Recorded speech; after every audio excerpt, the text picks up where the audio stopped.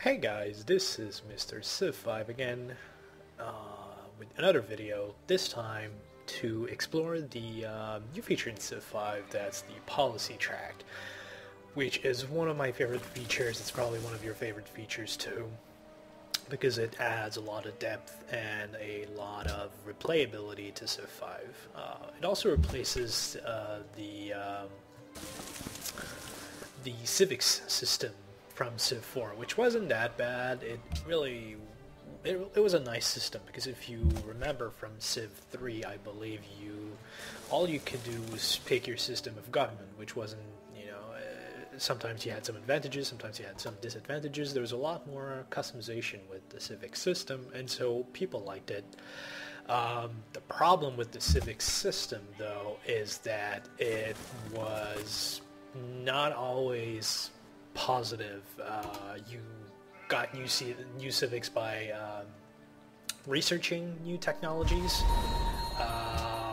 and to activate them, though, you had to pay gold. So you would get to those points where, oh look, I just found a new civic, except I can't afford it. And some civics were completely pointless. I always remember the environmentalism civic, which gave you more happiness if you had jungle around your cities. Except jungle in Civ 4 was a terrible, terrible tile that you would never ever leave. You would, get rid of it as soon as possible, and so having a civic built around that was kind of dumb.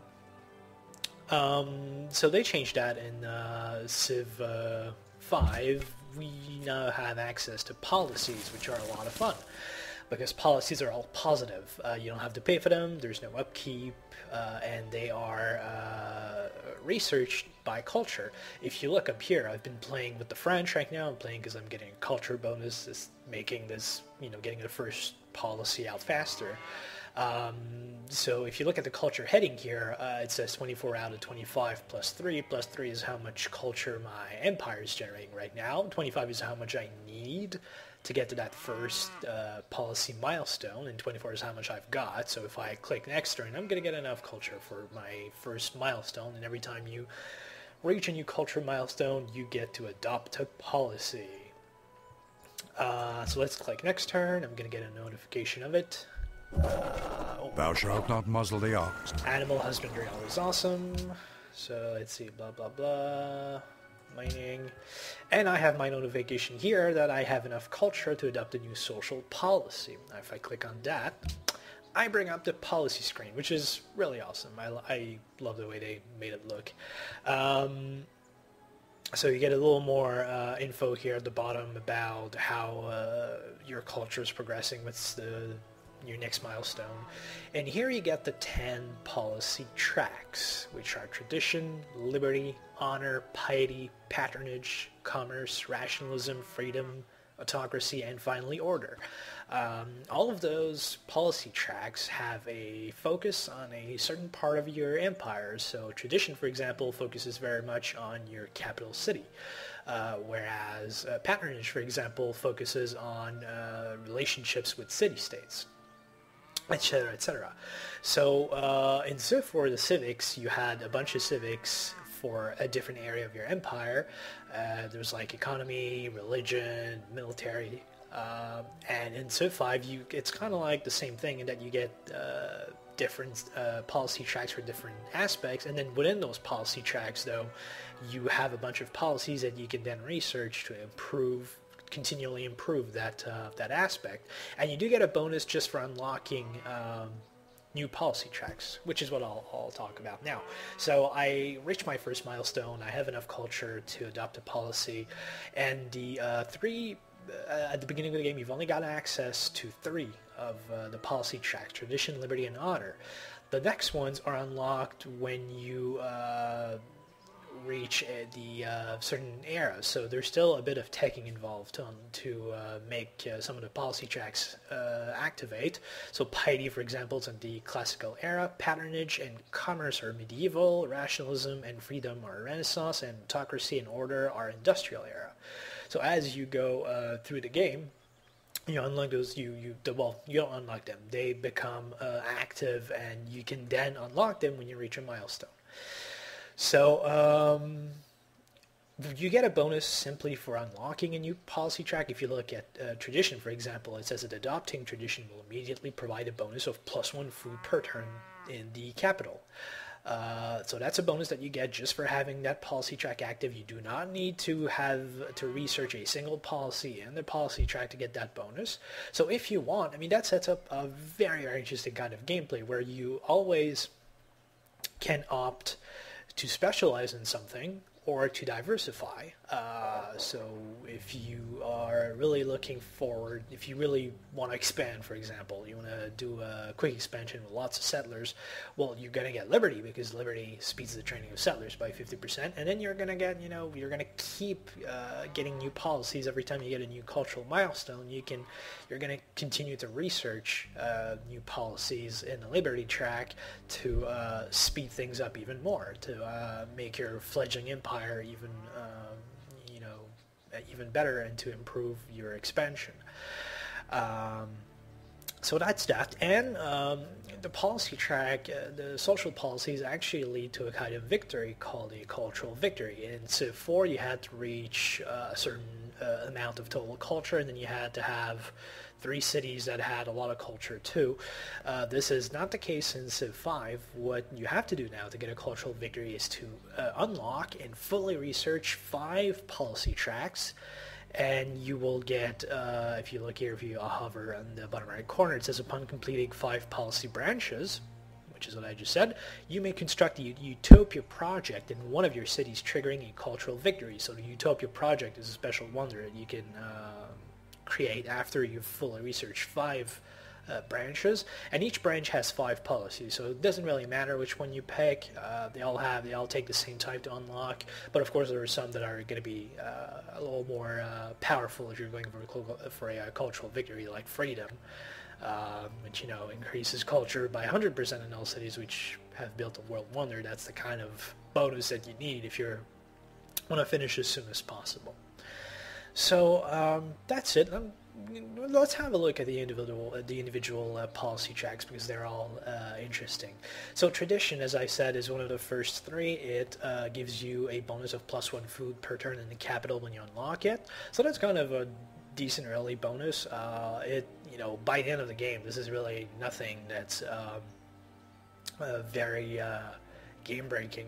And then the policies themselves very, very much focus on improving your capital. So you have aristocracy, which increases building speed for wonders. That's a really nice bonus to stack if you're playing as the Egyptian, because you get the same type of bonus as your unique ability. You also get oligarchy, which is 33% more combat strength when you're fighting inside your own borders, and you get legalism, which reduces the unhappiness from population in the capital by 33%. That's also, it's an okay bonus, but it's not the best. Then if you get both aristocracy and oligarchy, you can get landed elite, which increases the growth rate in the capital, and you can get monarchy, which reduces the cost of buying land. This one is a little weird. I would have put it in Liberty and given it a different name, because by the time you get to it, your capital is probably going to have all the land it needs, and that's not going to be overly useful. So very much if you're focused on your capital, if you're playing a one-city game, for example, you probably want to invest in tradition, or if you're playing a game where your empire is very small, like a cultural victory, that's also a good branch to focus on.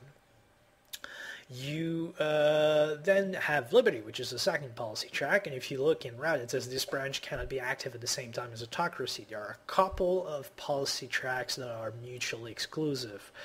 The biggest exclusion is autocracy, which cannot be active at the same time as Liberty or Freedom. Freedom and Liberty can be active at the same time, there's no problem, but not at the same time as autocracy. And the other exclusion is piety, which cannot be active at the same time as rationalism, which is over here. So Liberty, as I said, the bonus is that it speeds up the training of settlers by 50%. So if you want to expand early, that's really good. And then the rest of the policies kind of focus on shoring up the weaknesses of having a large empire made of small cities. So, for example, Collective Rule, which is the newly founded cities, started with 50% of the food necessary to gain their second citizen. That gives you kind of an early jump on getting your population going. And that leads to Republic, which is +1 production in every city. Over here we have Citizenship, which is that worker construction rate is increased by 25%, which leads to either representation, +1 culture in every city, or to meritocracy, +1 happiness for each city you own, which is connected to the capital by a trade route. So again, you have, one culture, one production. Is that really a significant bonus? Well, if you have an empire that's made up of small cities, those bonuses are more important than if you have an empire of very large cities. So Liberty, the bonus itself is kind of okay for a quick expansion. I'm not a big fan of the rest, though. Honestly, even if you're expanding trying to expand very fast, you could adopt a branch, but then the rest of the policies, I kind of like citizenship. Citizenship is okay, but the rest is not the best. I'd rather adopt honor, because if you're expanding early, at some point you're going to get into conflict with either barbarians or other people, and that's what honor is all about. Honor is about improving the effectiveness of your army. When you unlock the branch, you get a 25% combat bonus against barbarians, and you'll receive a notification every time there's an encampment settlement, a barbarian encampment that spawned, if you've revealed that territory. So if it's in the fog of war, you won't know, but if you scouted the territory before, even if it's not visible at the moment, you'll get a notification when there's a new barbarian encampment. So that lets you, if you're hunting for them because you need the gold, that lets you get an early start. If you are defending against them, that lets you position your army better. I like honor. It's a very good early branch. The first policy here is Warrior Code, which gives you instantly a Great General. So you can get a very early Great General for an early push. Or either if you're feeling, you need a Golden Age early to get a little bit of gold or a little bit more production, you can also use it for that. And Warrior Code leads to Military Tradition, which is that military units gain double experience from combat. That's a really powerful policy. And Civ 5 combat is very much about strategy, positioning your army right, keeping your units alive and upgrading them. So getting them double experience means that you can get a lot more promotions and get your units to be a lot more effective. Over here you've got Discipline, which is 15% bonus combat strength if there's a military unit in an adjacent tile. That's a pretty good bonus.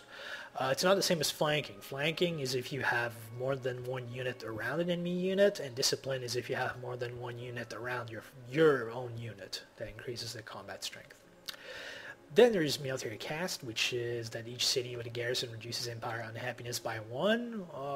Not really great, but it's okay.